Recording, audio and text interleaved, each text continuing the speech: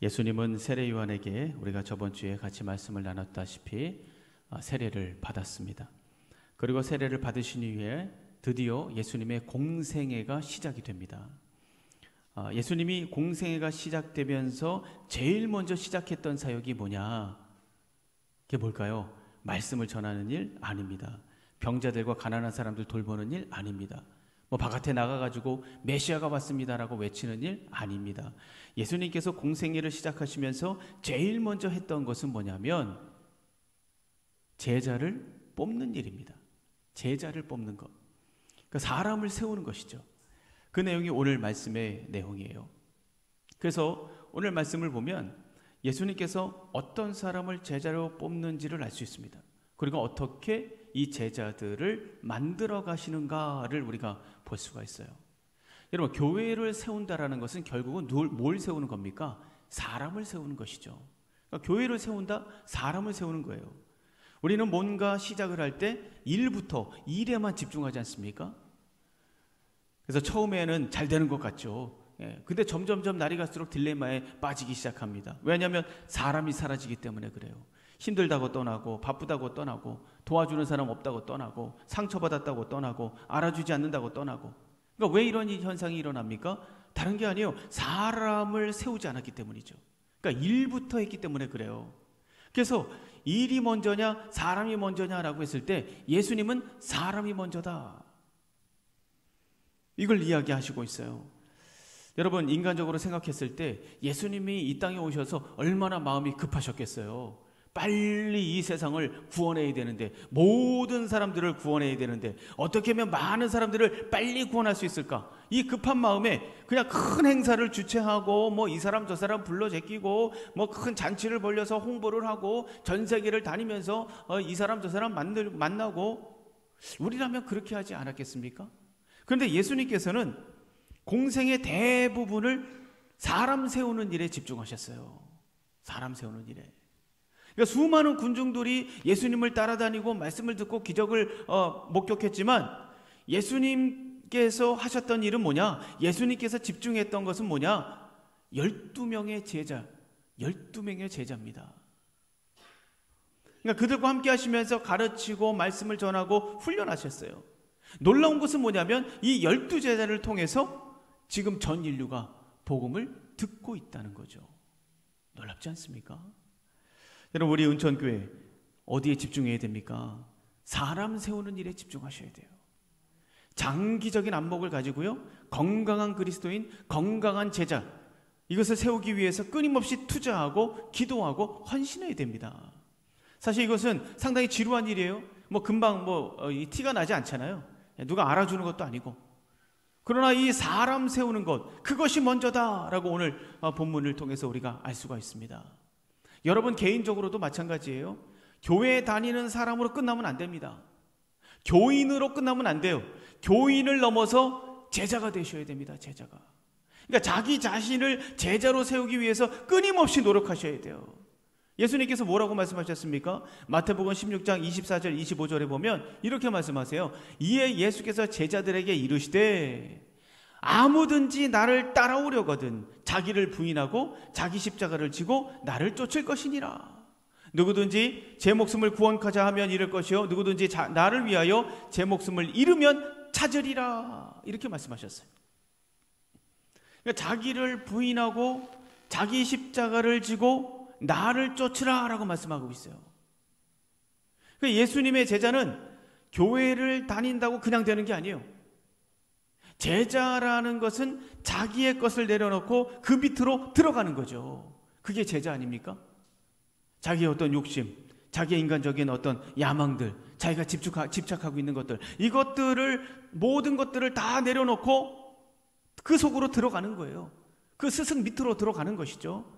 그러면 그것이 당장은 손해같이 보이고 당장은 뭔가 잃어버리는 것 같이 보이지만 말씀에서 뭐라고 말씀하시고 있습니까? 오히려 찾으리라 라고 말씀하시고 있어요. 이 바로 제자입니다. 결국에는 찾는 거예요. 여러분, 요즘 우리나라 국가 위상이 점점 높아지고 있지 않습니까? K-팝, K-드라마, K-뷰티, K-푸드, 전 세계가, 이 한류가 전 세계를 지금 강타하고 있습니다. 그 중심에 누가 있습니까?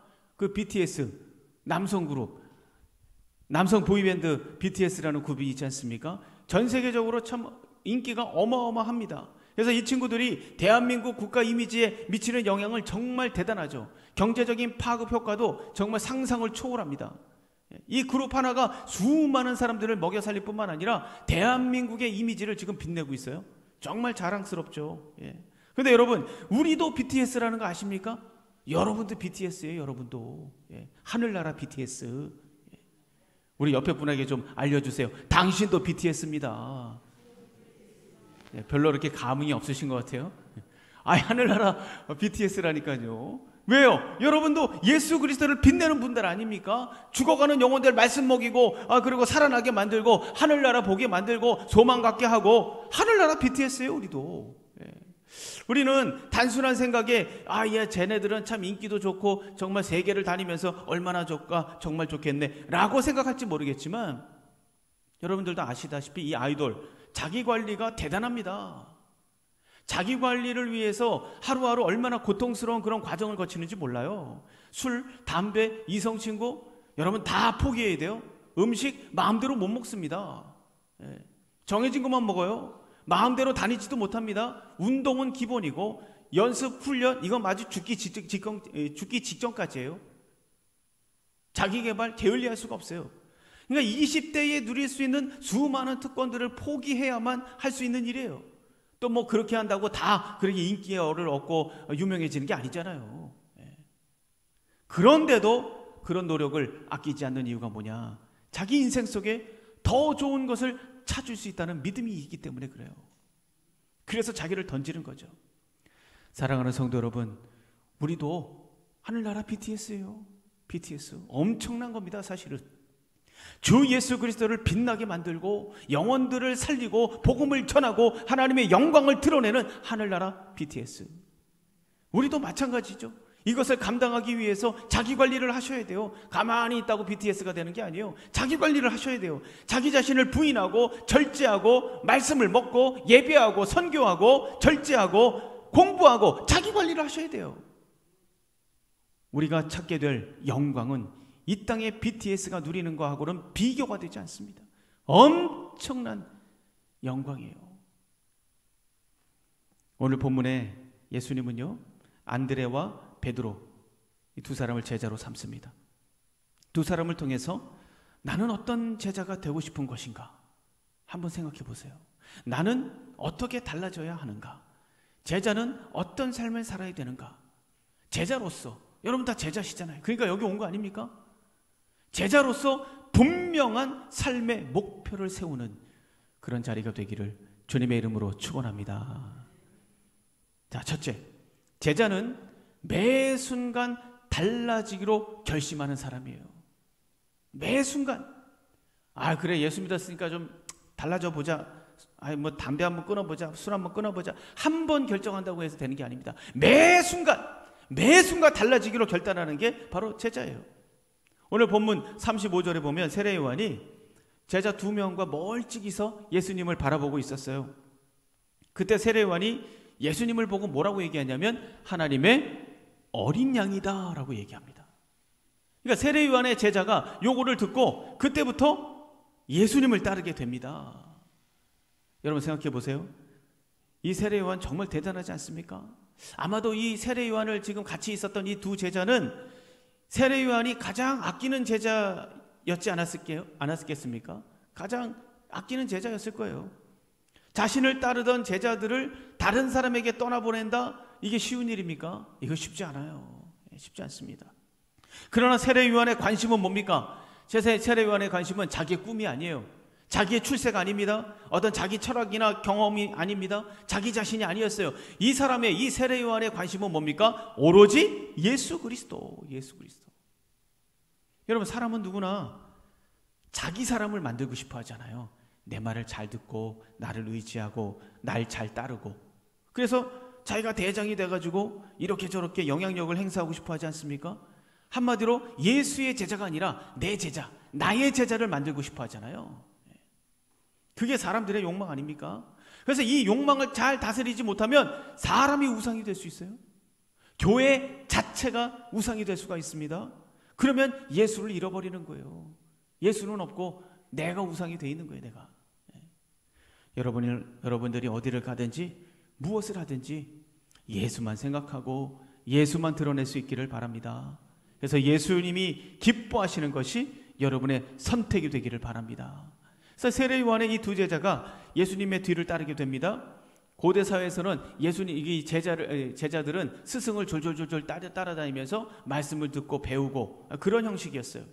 그래서 예수님이 그들이 따라오는 것을 아셨어요. 그래서 말씀하십니다. 38절 보세요. 거기 뭐라고 얘기합니까? 예수께서 돌이켜 그 따르는 것을 보시고 물어 이르시되 무엇을 구하느냐? 이르되 라삐여 어디 계시오니까? 그러니까 이 대화를 보면 왠지 동문서답하는 것처럼 들려요. 아니, 우리 같으면 뭐라고 얘기하겠어요? 예수님께서 당신들 누굽니까? 왜 따라오는 거예요? 누구를 찾으시는 건가요?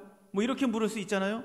근데 예수님은 이 두 제자, 세례 요한의 두 제자가 따라오는 걸 보고 뭐라고 얘기합니까? 무엇을 구하느냐라고 물었어요. 무엇을 구하느냐? 이 질문을 좀 더 풀어서 말하자면 너희들이 목적이 뭐냐라는 거예요. 너희들이 지금 나를 따라오는 목적이 뭐냐라고 예수님께서 묻는 겁니다.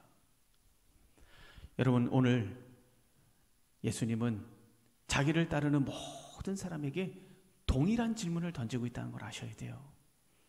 여기 앉아있는 여러분에게도 예수님은 지금 동일한 질문을 던지고 있어요. 너희들이 목적이 뭐냐? 너희들이 지금 예배드리고 있는 목적이 뭐냐?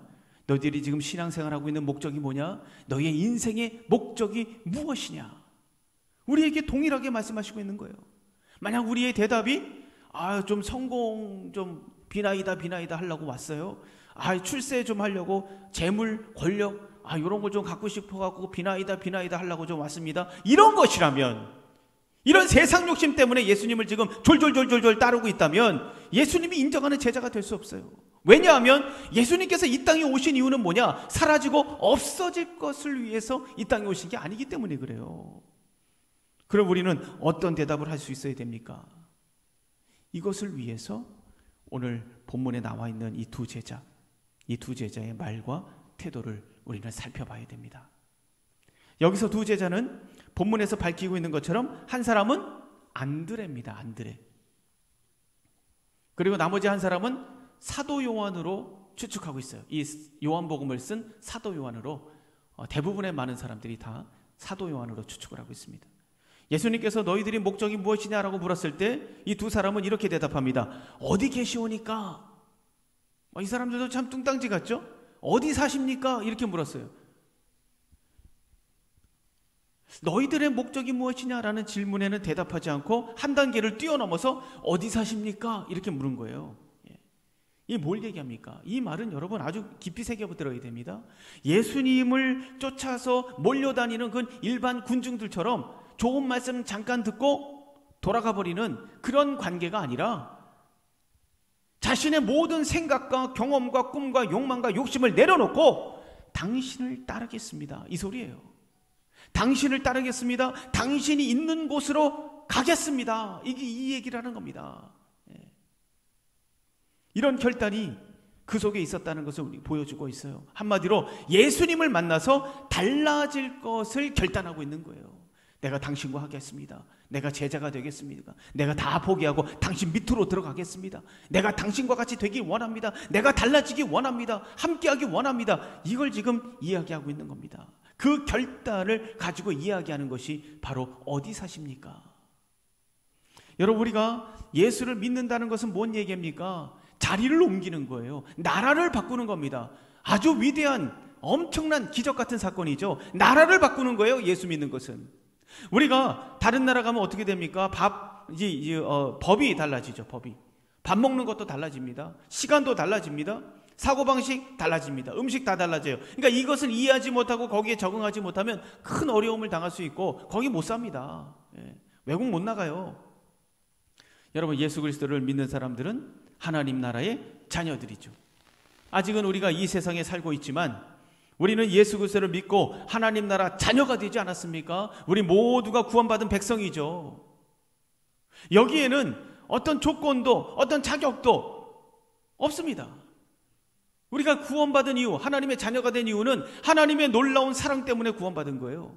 그 사랑이 얼마나 큰지 우리는 측정할 수도 없고 상상할 수도 없습니다. 자신의 독생자를 내어주시기까지 그 정도로 우리를 사랑하셨어요. 예수님은 또 이 땅에 오셔서 고통을 당하시고 모욕과 조롱과 수치를 당하시고 손에 못이 박히고 살이 찢기시고 피 흘리시고 죽으셨습니다. 우리가 하나님의 백성이 된 것은 거저된 게 아니에요. 여러분, 우리에게 이것보다 더 소중한 게 어디 있어요? 이것보다 더 중요하고 소중한 게 어디 있겠습니까? 없습니다. 우리가 무엇을 위해서 살아가야 되는가? 내가 무엇을 위해서 살아가야 되는가? 재물인가? 아니면 자녀들인가? 성공인가? 하나님의 사랑을 어떻게 이런 것하고 비교할 수 있겠습니까? 우리의 인생 기준이 달라져야 돼요. 인생 기준이. 하나님의 백성은 그 법이 달라지는 거예요. 여러분, 요한복음 5장 24절 이렇게 말합니다. 내가 진실로 진실로 너희에게 이르노니 내 말을 듣고 또 나 보내신 이를 믿는 자는 영생을 얻었고 심판에 이르지 아니하나니 사망에서 생명으로 옮겼느니라. 사망에서 어디로 옮겨요? 생명으로 옮겼느니라. 무슨 말입니까? 나라가 바뀌었다는 얘기예요. 자리가 바뀌었다라는 겁니다. 인생의 기준이 달라졌다라는 거예요. 달라져야 된다라는 것을 말씀하시고 있는 겁니다. 여러분, 인생 기준이 달라지면요, 전에는 정말 귀하고 소중했는데 이제는 별것 아닌 것처럼 보이기 시작하는 거예요. 그 대신 예배하고 봉사하고 헌신하고 기도하고 감사하고 찬송하는 것이 나의 큰 자산이라는 것을 깨닫기 시작하는 거죠. 정말 소중하고 정말 가치 있는 것이 뭐냐, 이것을 볼 줄 아는 눈이 열리는 거예요. 왜? 나라가 바뀌고 조건이 바뀌고 인생 기준이 바뀌었기 때문에 그렇습니다. 세상 기준을 가지고 사는 사람들은 세상 복이 가장 중요하죠. 그게 전부잖아요. 이 세상에서 80년 90년 살고 죽을 건데 그게 가장 중요하죠. 그게 전부예요. 그러나 하늘의 기준을 가지고 사는 사람들은 그 복을 통해서 내가 무엇을 하기 원하시는가, 이걸 생각하는 사람들이에요. 이걸 생각하는 사람들이에요. 여러분은 하나님 나라 자녀들이고 제자들입니다. 여러분의 기준이 달라졌어요. 구원의 감격 속에 새로운 기준을 가지고 달라지고 변화되기를 결단하고 날마다 순간순간 달라지기로 결단하고 변화되기로 결단하는 것, 이것이 바로 제자입니다. 이런 놀라운 제자의 삶이 여러분의 삶이 되기를 주님의 이름으로 축원합니다. 자, 둘째, 제자는 기쁨을 전하고 기쁨을 만드는 사람이에요. 다시요, 기쁨을 전하고 기쁨을 만드는 사람.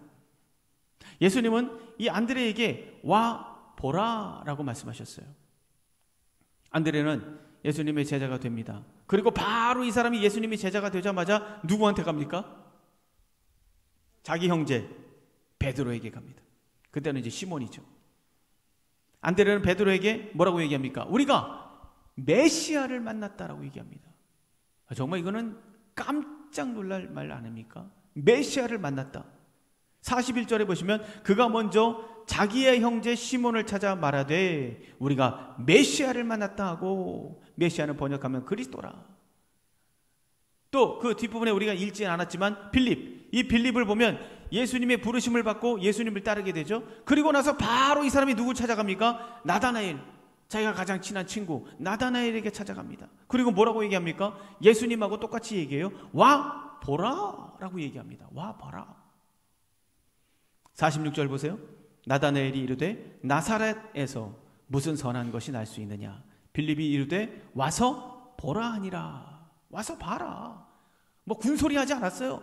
뭐 이러쿵 저러쿵 설명하지 않았습니다. 와 봐라. 이렇게 와서 봐라 초대를 통해서 만들어진 믿음의 공동체가 초대교회입니다. 여러분, 우리도 마찬가지죠. 얼마나 막 박식하게 전하느냐, 얼마나 논리적으로 전하느냐, 얼마나 화려한 말씀씨로 전하느냐, 그게 중요한 게 아니에요. 말을 잘하는가, 이것도 중요한 게 아닙니다. 물론 우리가 복음에 대해서 설명할 수 있어야죠. 하지만 거기에 능력이 있는 게 아닙니다. 중요한 것은 뭐냐? 주님께로 초대하는 거예요. 그래서 와서 보라, 이 말이 굉장히 중요합니다. 와서 보라, 이게 핵심이에요. 화려한 말씀씨가 중요한 게 아닙니다. 그게 없어도, 아는 것이 별로 없어도 와서 보라, 이거 누구나 할 수 있는 말 아닙니까? 저 와서 봐. 와서 보면 되지. 와서 봐.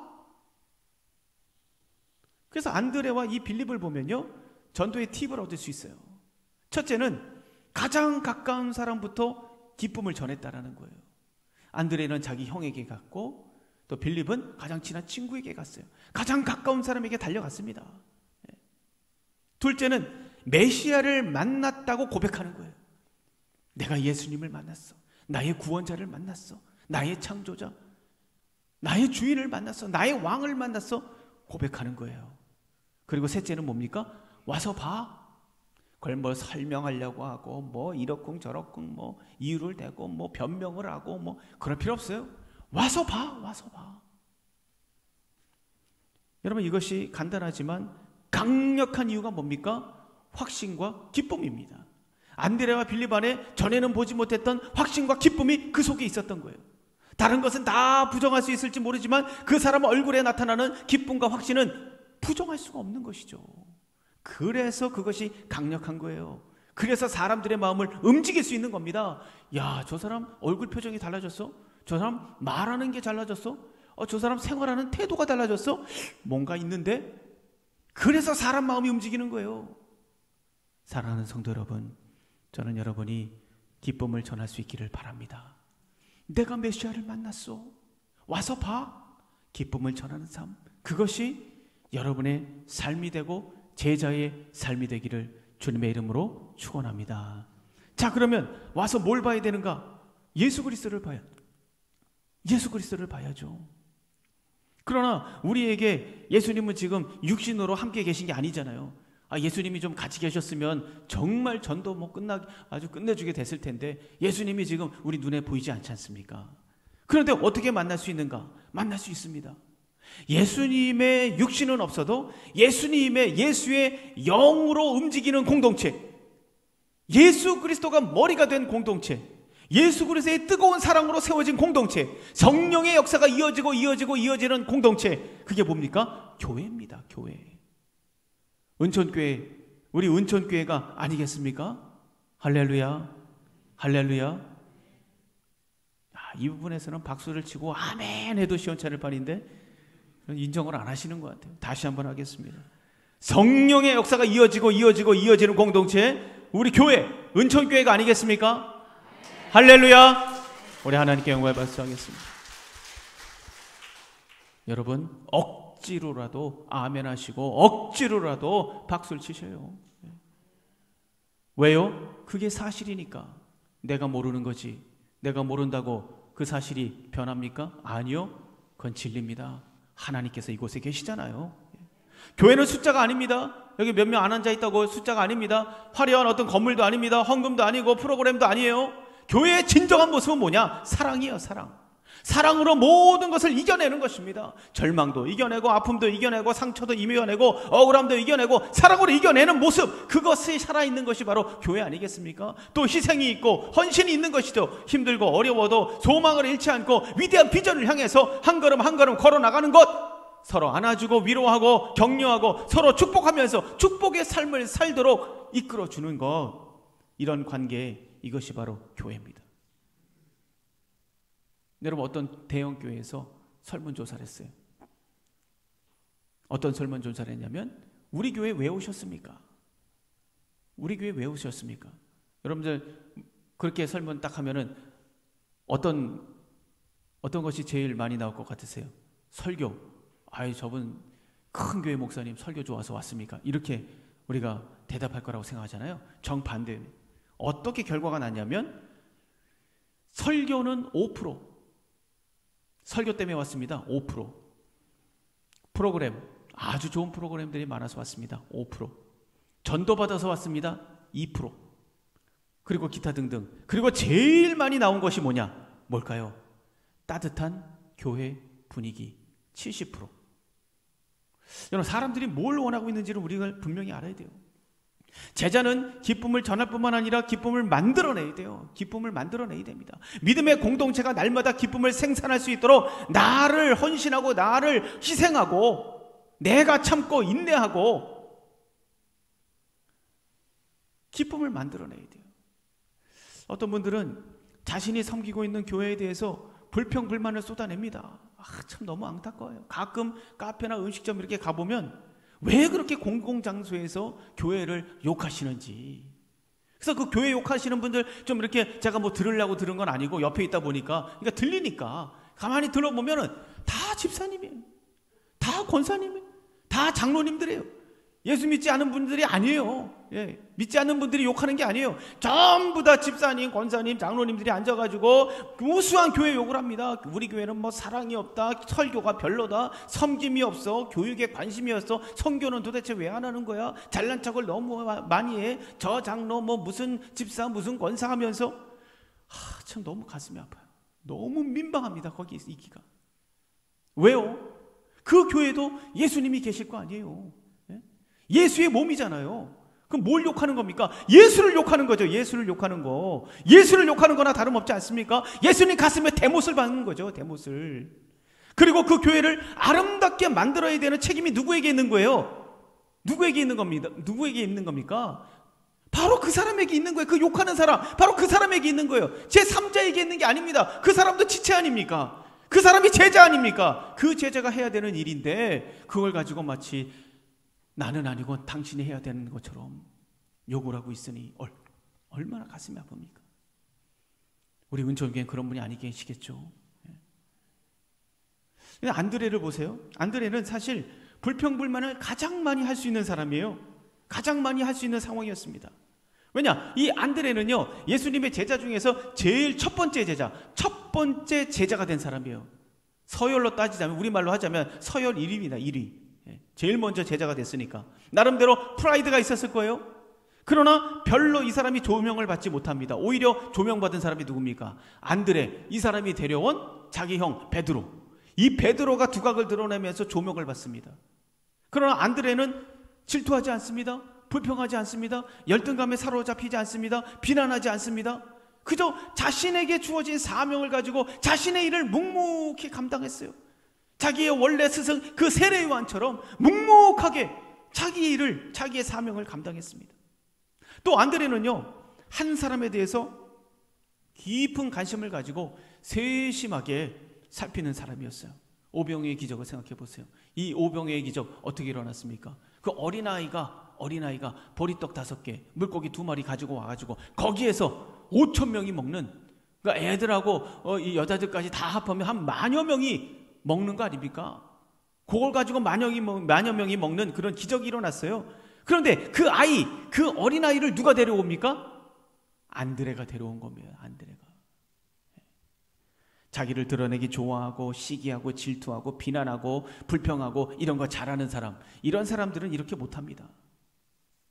자신을 겸손히 내려놓는 사람만이 한 영혼 한 영혼을 귀하게 보고 살필 줄 알거든요. 안드레는 자신을 드러내지 않았어요. 그러나 그는 겸손하게 자신의 일을 성실하게 감당한 사람이에요. 요한복음 12장에 보면 헬라인들이 예수님을 찾아왔어요. 만나려고. 그때 제자들이 제일 먼저 누구한테 데려가냐면 안드레에게 데려갑니다. 그러니까 제자들이 안드레를 인정하고 있었고 그를 의지하고 있었다는 것을 간접적으로 볼 수가 있어요.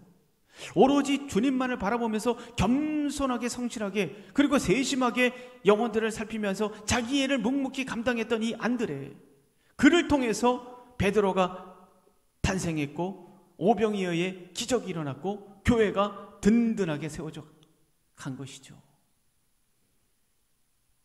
기쁨을 전하고 기쁨을 만드는 사람 안드레. 우리 은천교회 안에 안드레와 같은 제자들이 수없이 많이 일어나기를 주님의 이름으로 축원합니다. 자, 마지막 3번째입니다. 제자는 미래를 보는 안목이 있으셔야 돼요. 눈에 보이는 것만 보시면 안 돼요. 미래를 보실 수 있어야 돼요. 안드레가 베드로를 예수님에게 데려왔을 때 예수님은 베드로를 단번에 알아보십니다. 그리고 뭐라고 얘기합니까? 이 42절을 보세요. 42절.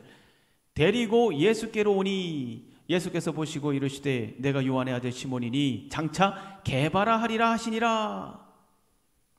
게바는 번역하면 베드로라. 그러니까 예수님은 베드로를 처음 보시는데 그의 아버지와 그의 이름을 정확히 말씀하시고 있어요. 베드로 처음 보는 거예요. 안드레가 데려온 거 지금 처음 본 거 아닙니까? 근데 그의 아버지가 누구며, 그리고 그의 이름이 뭔지를 분명하게 말씀하시고 있지 않습니까? 심령 깊은 곳까지 감찰하시는 하나님, 모든 것을 다 알고 계시는 전능하신 하나님, 우리가 알 수 있지 않습니까? 그 하나님에게 뭐 이런 건 아무것도 아니죠. 그러니까 우리는 하나님 앞에 감출 수가 없어요. 감출 수가 없습니다. 예수님은 베드로를 보시자마자 베드로의 가능성을 봤습니다. 그리고 그 자리에서 이름을 고쳐주시죠. 너는 이제 시몬이 아니야. 이제 게바라 불릴 것이다. 게바는 무슨 말입니까? 아람어예요. 아람어. 당시에는 아람어를 많이 썼죠. 아람어로 게바는 반석이라는 뜻입니다. 그리고 헬라어로는 베드로. 그러니까 예수님께서 새 이름을 지어주셨다는 것은 무슨 얘기예요? 이제 베드로와 함께 새로운 관계가 시작되었다 라는 것을 의미하는 것이죠. 그런데 사실 베드로는 상당히 다혈질적인 사람, 우리 잘 알고 있지 않습니까? 굉장히 다혈질적인 사람, 우유부단한 사람이었습니다. 반석이라는 이름이 걸맞지 않는 사람이에요. 아마 베드로도 그 소리를 듣고 어떻게 생각했겠어요? 비웃지 않았겠습니까? 아이고, 이 양반이 날 잘 모르는만, 아유, 내가 무슨 반석이야? 이렇게 생각하지 않았겠어요? 또 베드로도 자기 형을 데려왔지만 예수님이 그렇게 얘기하는 걸 듣고 뭐라고 생각했겠어요? 아, 예수님이 뭐 훌륭하시긴 하지만 우리 형을 잘 모르시는구만, 이렇게 생각하지 않았겠습니까? 우리는 사람을 볼 때 그 사람의 현재 모습을 보죠. 그리고 그 현재 모습을 가지고 판단하고 평가하고 결정해버립니다. 그 속에 가능성이 있는지, 뭐 잠재력과 달라지고 변화될 모습, 이거 상상하지 않습니다. 그냥 그 사람은 현재 그 모습, 그거야. 이 사람이 달라지고 변화되고 이런 가능성, 미래의 모습, 이런 거 상상하지 않아요. 현재의 모습을 가지고 그 사람을 결정해버리죠. 그래서 상대에게 기대감이 없어요. 기대감이 없으니까 쉽게 실망합니다. 쉽게 실망하니까 거기서 갈등이 일어나고 다툼이 일어나고 서로 원망하고 불평하고 비난하는 거예요. 그러나 예수님의 생각은 달랐습니다. 너는 시몬이 아니라 이제 게바다. 무슨 말입니까? 너는 베드로가 될 수 있다. 넌 더 이상 시몬이 아니야. 넌 베드로가 될 수 있어. 반석이 될 수 있어.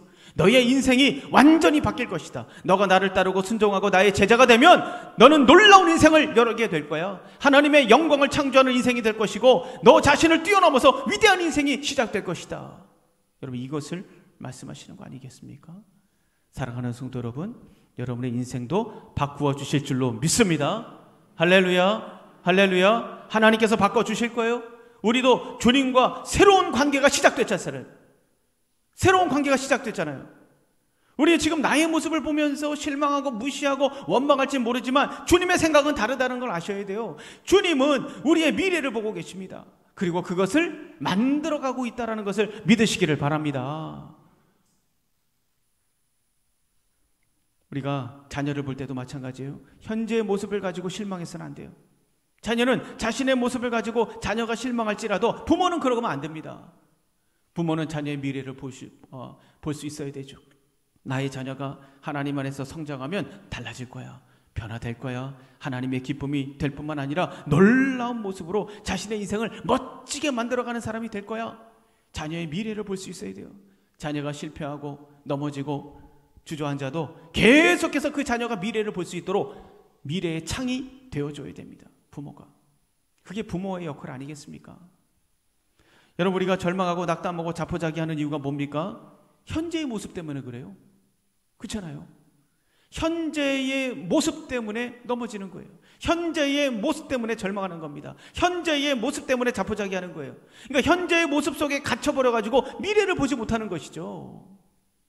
확실한 미래를 보고 있다면 왜 절망하겠습니까? 아, 내가 저렇게 되는구나. 그거 알면은 왜 절망을 합니까? 분명히 알고 있는데 그렇게 될 건데 왜 절망하겠어요? 보지 못하니까 스스로 창문을 닫아버렸기 때문에 그래요. 미래를 바라볼 수 있는 창문을 닫아버리고 그 속에 주저앉아가지고 스스로 절망하는 겁니다.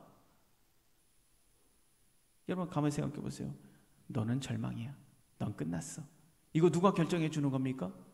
상황이 결정해 줍니까? 환경이 결정해 줍니까?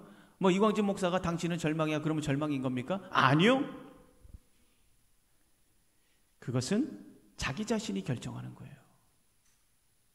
절망은 여러분 스스로 결정하는 거예요. 왜요? 미래를 보지 못하기 때문이에요. 사랑하는 성도 여러분, 여러분의 미래의 문을 활짝 여시기를 주님의 이름으로 축원합니다. 우리 옆에 분하고 한번 인사하겠습니다. 미래의 문을 활짝 엽시다. 주님은 오늘 우리에게 말씀하십니다. 너는 가정의 반석이 될 거야. 교회의 반석이 될 거야. 생명의 반석이 될 거야. 도시와 나라와 민족을 살리는 위대한 삶을 살 것이다. 거대한 축복의 통로가 될 것이다. 이런 놀라운 가치와 가능성이 우리 안에 있기 때문에 주님께서 어떻게 하셨습니까? 십자가에 죽으신 거예요. 죽으신 거. 십자가를 짊어지신 겁니다. 이런 놀라운 가능성이 있기 때문에 여러분 안에 놀라운 가능성과 잠재력이 있다는 것을 믿으시기를 바랍니다. 그런데 목사님, 나이 때문에, 또 건강 때문에, 돈 때문에 이런 것이 자꾸 걸림돌처럼 생각되는 이유는 뭡니까? 미래를 보지 못하기 때문에 자꾸 핑계거리가 생기는 거예요. 미래를 보는 사람은 핑계거리가 없습니다. 그렇게 될 게 뻔하니까 그냥 달려가는 거죠. 여러분, 돈이 일하는 거 아니에요. 건강이 일하는 거 아닙니다. 핑계죠. 미래를 보지 못하니까. 뭐가 일합니까? 믿음이 일하는 겁니다. 믿음이. 그래서 믿음이 필요해요. 믿음이 우리의 미래를 만들어가는 것이죠. 하나님을 사랑하는 마음이 있으면, 하나님을 신뢰하는 믿음이 있으면 나의 미래가 열리는 거예요. 우리는 주님의 제자들입니다. 제자는 다릅니다. 사고방식, 생활방식, 인생의 의미와 목적과 가치, 그리고 사람을 보는 안목 다 달라요. 왜냐하면 모든 것이 영원한 나라를 기준으로 삼고 있기 때문에 그렇습니다. 여러분의 기준은 영원한 나라잖아요. 때문에 다 다릅니다. 주님께서 가르쳐 주신 제자의 특권과 제자의 삶을 선택하면서 놀라운 미래를 열어가시는 저와 여러분이 되기를 주님의 이름으로 축원합니다.